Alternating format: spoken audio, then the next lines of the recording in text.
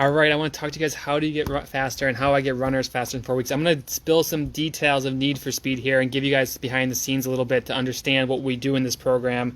And you can take it to your own runner. Whether you join us with Need for Speed this year or you're going to try to go it alone, this should give you some guidance on how to do it. Hi, everyone. My name is Steve Gonza, physical therapist. The last 10 years, I've been helping runners improve their running through training, through run form, through strength, to get faster and prevent injuries. And this program is purely about getting faster. So I want to talk you guys through 4 weeks, what we do in Need for Speed that you can do at home with us or without us. It's easier with us because we're going to show you what we give you. But the first step, and you can actually find this. Hi, Joanne. I'm going to show you guys on this here. This is really fancy, shooting my computer screen, but you'll see on our Need for Speed page, there's a link on this post, but week 1 is all about speed prep. So what does speed prep mean? Speed prep for us, and if you're going to start changing your form, the first week you want to do is you want to really start learning the drills, but also you're going to want to get your anatomy ready. I'm going to show you the couple stretches that we use inside our guide. I'm going to show you some of the training that we have, and you want to focus on initially. Let's see if I can get this loaded up for you here. So this comes with Need for Speed. So we do like a PDF guide so you get everything that you could possibly need, but stretching your quads to start, hamstrings and hip flexors is critical. So we'll actually come in here, and this is one of the videos for week 1 actually, where I'm talking you through all the stretches you need, everything you need. I'm like right in the background in that glare, so that doesn't look great. But and we give you everything that you're supposed to do, but the big thing you have to focus on is you have to loosen up that anatomy. That's all we do in week 1, and I really encourage you guys to focus on that in week 1 as well.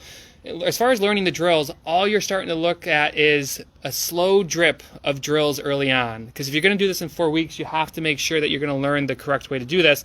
And it's all about the knee drive. You want to learn how to run from your glutes and your hips and your core. You have to break away from that shuffling. And one of the things that we do inside Need for Speed is every single week we deliver you a audio run that you pop in your ear, and you can sit down, or not sit down, you're going to go out for your run, and I'm going to coach you through the entire run. So you get the training video to learn the stretches, the exercises, and then you take me out on your run, you actually start practicing.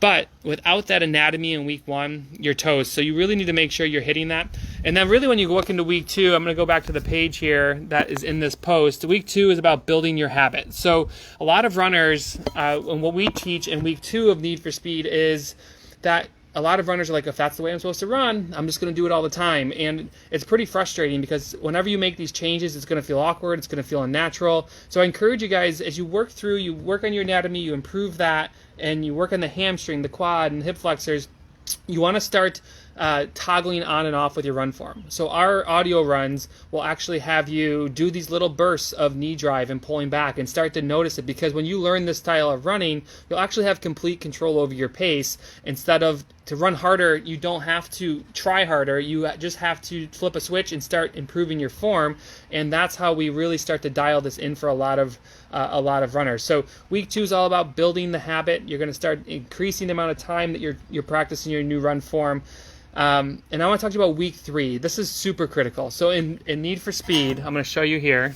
So Need for Speed, we'll actually talk about this quite a bit in our PDF guide, and we also talk about it in the video when I coach you through the changes. But you'll notice in week 3, we look at, there it is, stopping errors and perfecting your form. So when you start looking, right, so let's just think about this real quick. Week 1, get your anatomy ready, start learning the drills. Week 2, you're going to build on those drills. You're going to start to open your stride a little bit more. You're not going to just flip the switch and do it all the time. It's not possible. It's not recommended at all. But the big errors that you need to focus on, and that we focus on, is making sure that you don't get really bouncy. Because when you learn a good knee drive, what's going to happen is you're going to create more power and more speed in your stride. But if you don't know how to handle that with your pace, you're going to try to, it's going to sound funny, but you're going to increase your pace, you're going to increase your ability to run faster, but if you're not actually running faster, you have to waste a lot of energy by bouncing.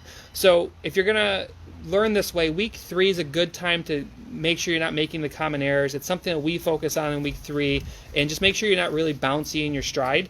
Again, this is all a Need for Speed. We lead you through all of this, so if you're interested, just go to the link in this post or openmystride.com. But finally, week 4. So week 1, 2, 3, you're building that habit, you're learning it. Week 4 for us, I'll show you here, is down here, racing and training. So how we get faster in our 4th week. You learn this new habit, this new way of running to break away from shuffling. You learn how to open your stride. you're going to actually tap into the speed that you didn't know you have. So week 4 is all about when do you use it, how do you use it. We talk about a critical point. I'll probably talk about that tomorrow, actually. A critical point when knee drive becomes more prominent, because there's times when you guys should drive your knee and you shouldn't. And it all comes down to this critical point that we teach in this program, and I'll probably just talk about it tomorrow. But week 4 is all refinement. So you have, real quick as a recap, week 1, get your anatomy in line, start learning the drills. Week 2, build on your drills so you're doing longer periods of time for your run. Week 3, make sure you're not super bouncy. There's more to it than that, but it's high level. And week 4, refine it for racing and training. I'm telling you guys, like, if you struggle to finish run strong, if you shuffle, if you feel like it gets worse or your pace drops off really hard at the end of a run or a race, I encourage you to go to openmystride.com. Check this out. We only run this program once a year. It fits into any training plan. Look at this guy. We got some zoomies. He's out of here. Oh, God. He's nuts. I tell you, you guys haven't seen Winston in a while, but he's nuts. He's just running around his shed right now. But if you feel like you can get some speed out of your running, which is really everyone, and you're a shuffler, check out Need for Speed. It works into your training plan. It works into any running plan. You can make it happen, and we're going to show you how to do that coming up here this year. So check it out, openmystride.com, or the link in the post, and I will got to go catch Winston now because it's starting to rain. Have a great day, everyone. Talk to you soon, and check back with you tomorrow. Bye.